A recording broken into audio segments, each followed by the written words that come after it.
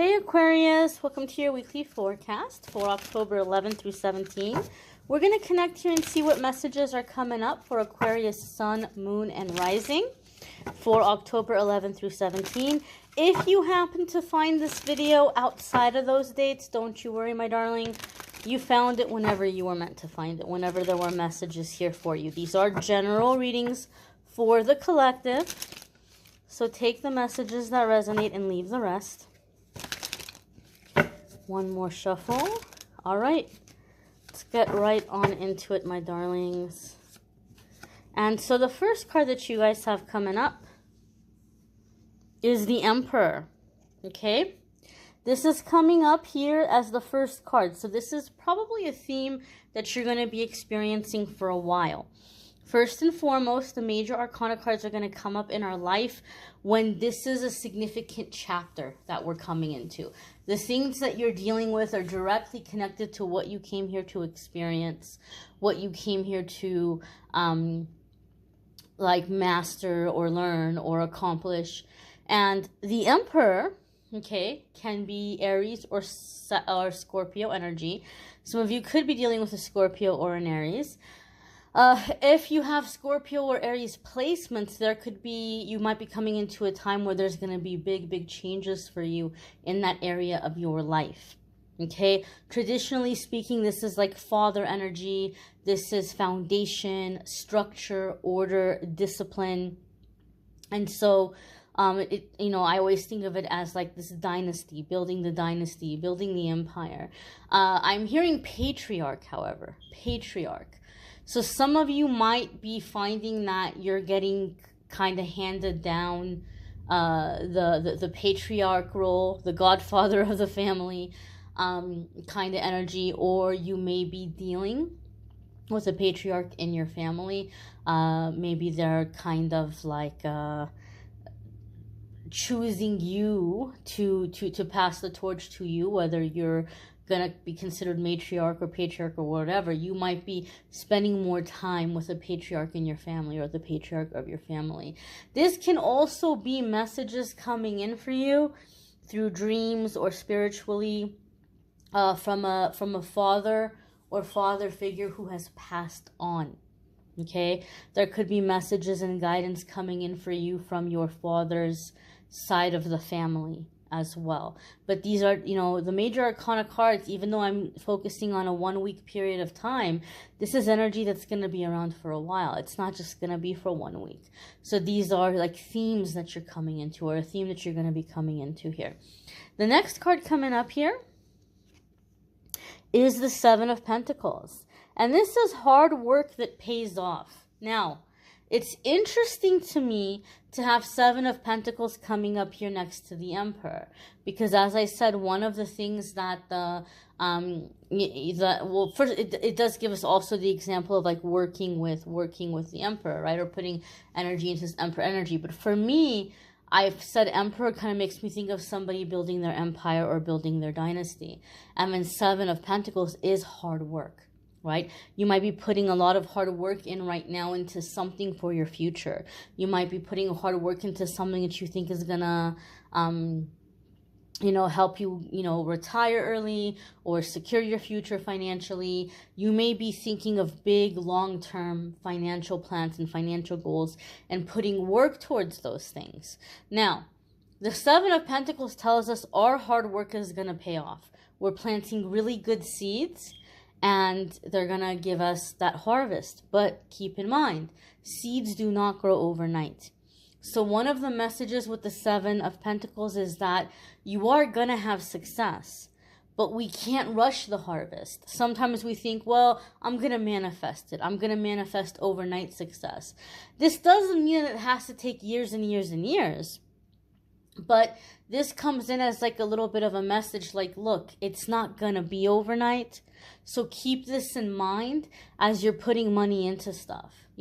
Don't look at it as, well, I'm going to gamble here. Don't look at it as a gamble where you're gambling in a risky way. Where, say, you're like, oh, I'm going to manifest that I'm going to, triple this, $600 I have in my account. I'm going to triple it in 7 days, right? and then your rent is due in 8 days, and you don't triple it just yet on that 7th day. It might take 14 days. It might take 21 days. And then you're going to be like, oh man, I don't have my rent money. So know that and understand that. Know that and understand that you have to be cautious here. You can't go with this go big or go home mentality. You're going to have success. You're going to have long-term success. You're coming into this affluent energy, this abundant energy, but it's not going to be an overnight process. So don't risk everything that you have. Don't do it in a risky way. All right. If it took me 30 days or 60 days to see my profit back, maybe I can't put in 600. That's too risky. But I could put in 25, or I can put in 50, or whatever it is, right? Like, you have to only put in what you can manage without. The harvest will come, but it won't be overnight. So don't do risky investing. The next card that's coming in for you is the Wheel of Fortune, okay? It might also be time for you to invest on your future. Some of you maybe have been waiting for someone to come in. Some of you maybe have been waiting for somebody to come in and help you get something going. Some of you may be taking over a family business or a family property that you feel has been completely and totally neglected. You're like, there's so much potential here, and they're not even tapping into it, right? They're not giving this the respect that it deserves. A little bit of elbow grease, a little bit of love, and this can be something really significant. Now we have major arcana cards coming in back to back, right? And they're coming in a way where there's like a separation between them. So this tells me that there's going to be big changes in a short period of time in terms of like what you're doing. Some of you might be going into like a really big, really massive career change. Or you're like, I'm tired of the full-time job plus the little part-time job on the side plus the little gig that I'm doing. And you're thinking of freeing up time and looking at your money in a way where maybe you can cut back on expenses and free up some time here to invest your time and energy into building something for yourself. You're looking at the assets that you do have. How can I fix this up and use this in my benefit? How can I get more out of my time and more out of my money instead of running on the hamster wheel, making somebody else a ton of money, and I'm getting paid barely even minimum wage, And so you're looking at putting your time and your energy into things that are going to give you a bigger profit, where you don't have to work so hard, where that time you're putting it in for yourself, so that in the future you don't have to work as much or work so hard. The Wheel is also a card about getting unstuck. Like, it's okay to move on. It's okay for you to move forward. And what's interesting to me is that usually when we see the Wheel in the tarot, I can't think of any other deck where there's a person holding the wheel. You guys let me know. You guys correct me in the comments if you can think of any other tarot deck where the wheel is being held by a figure here, by a person or a being. This makes me feel the fact that the wheel, like, it's really jumping out at me. Spirit is really emphasizing this figure here. So I feel like Spirit is saying some of you have been maybe putting your life on pause, and there's a big decision you haven't been making because you've been waiting for somebody else to decide what they want, or you were waiting to see if you're gonna get some kind of opportunity or some kind of inheritance. You were like waiting to see before you made a decision. Now, the fact that the wheel is being held here makes me feel very much like you're going to receive news. Like Spirit is bringing you news through a physical person, and you're hearing it and you're like, okay, that's all I needed to know. That's all I needed to know. And maybe for some of you, it has nothing to do with business or future plans. Maybe it was like you just had this sneaking suspicion that someone was talking bad about you behind your back, but you didn't want to cut that person off, and they've been asking you for help, and you're like, well, I feel bad to just kind of, based without any proof, to cut this person off, and so maybe I should help them, or maybe I should, let them be in my life. And you haven't made a decision about what you want to do, but something seems off, and you've asked for something to be revealed. I feel like it could even be a situation like that. But there's something you haven't done because you felt like, well, I don't have all the pieces yet, or I don't have all the information yet. I need to know this before I decide. So I feel you're receiving news, and this news is truth being revealed, a confirmation, so that you know what you need to know, so that you can just get on with it and do what you need to do. It's not necessarily going to be bad news, not for all of you. Obviously, if it's you have a feeling somebody's talking behind your back and then that actually happens, yeah, that could be bad news. But it's not going to be something like hurtful or like a betrayal for every single person. It's going to be different for different ones of you. But I really feel like whatever you were feeling about being unstuck was about like a piece of information. You felt you lacked knowledge before you could move on, and Spirit is bringing you the missing piece. Spirit is bringing you what you need to decide what you want to do and how to move forward. Your next card here is the Nine of Wands. So again, see, we have a major arcana, and then no, major arcana, and then no. So this does tell me that the coming weeks for you are going to be very up and down, Aquarius. There's going to be highs and lows. The lows are going to be in terms of things that you're releasing or things that you need to know that were being hidden from you. The highs are going to be in terms of you're seeing progress. You're seeing progress, you're seeing positive change, you're seeing light at the end of the tunnel. The Nine of Wands also tells us that you're very, very, very close to completing a project or a cycle in your life that you've been working really hard on. You're super close to ending that cycle and accomplishing it, finishing it, being done with it once and for all. So sometimes the Nine of Wands comes up for me for somebody when they're feeling really discouraged on their path. They're like, dang it, how much more healing do I have to do? Or how much longer do I have to wait? Sometimes we feel that way because intuitively, a part of us knows that this is the time, like it's going to happen now. But then your negative ego is like, oh, you think it's going to happen now, do you? Oh, okay. You think it's going to happen now. Do you see it? Because I don't see it. If it's going to happen now, how come you don't see it? And then that little mean little part of the negative ego sets us off into this, like, it's never going to happen. I've been waiting so long. Every time I think it's happening, it's not happening. And we start to get really upset. I've been there. It's human nature.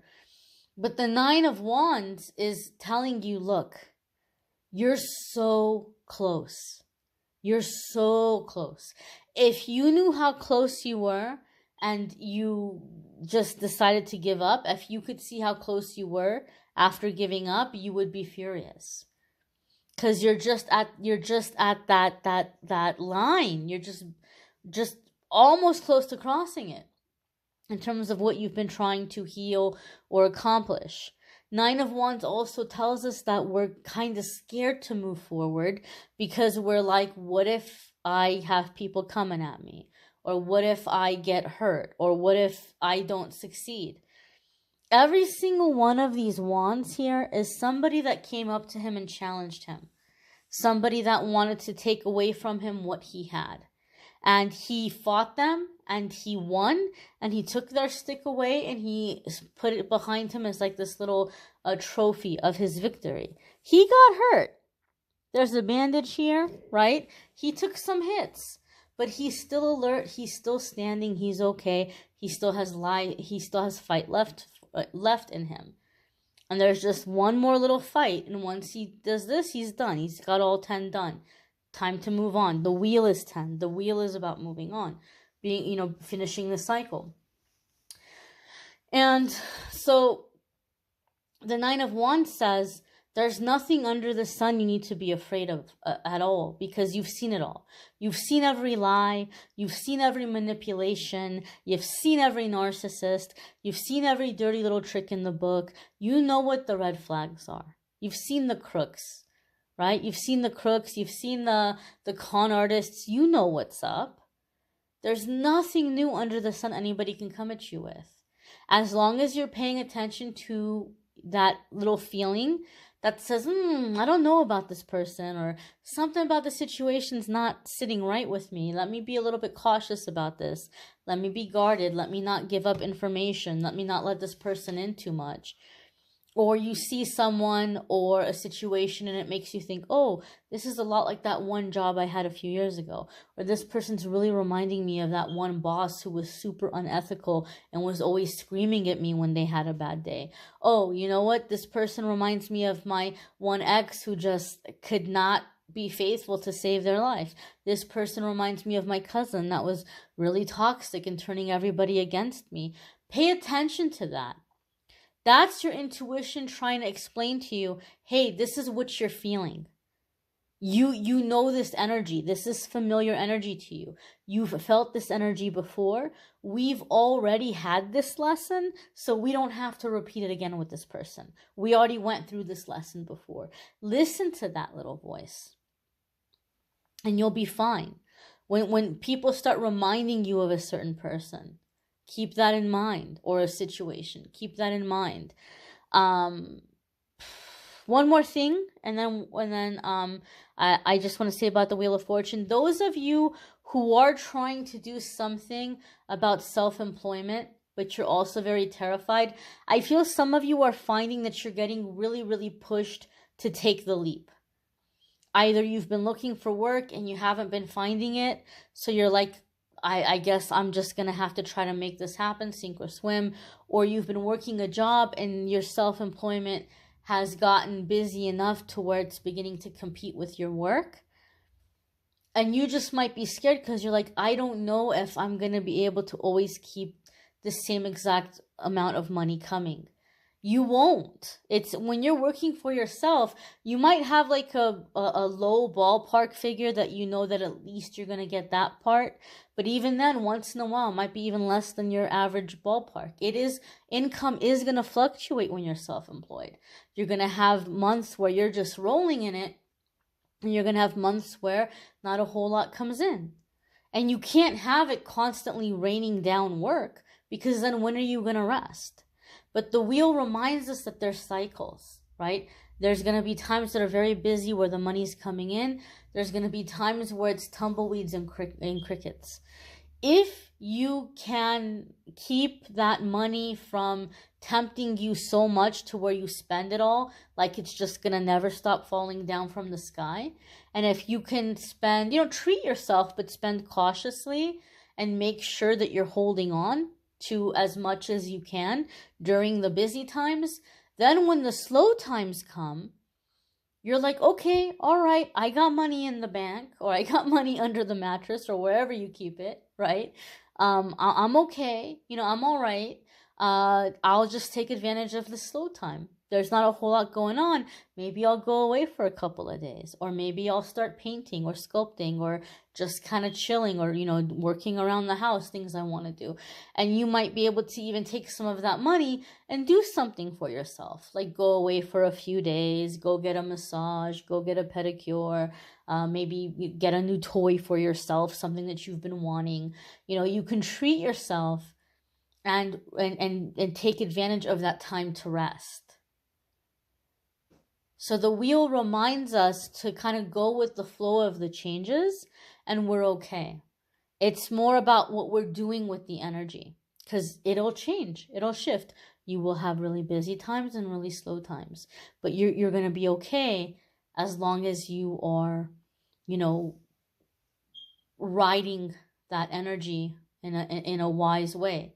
you know? So I think you guys get what I'm saying. You may want to check out your moon sign and rising sign videos. Some weeks those are going to resonate with you more than others. Some of you might be wanting more love and romance. The love readings for October are linked in the description. If you would like a private reading with me, you can schedule at calendly.com/amethystangelite. Some people have been wanting to send tips as like a thank you for the videos.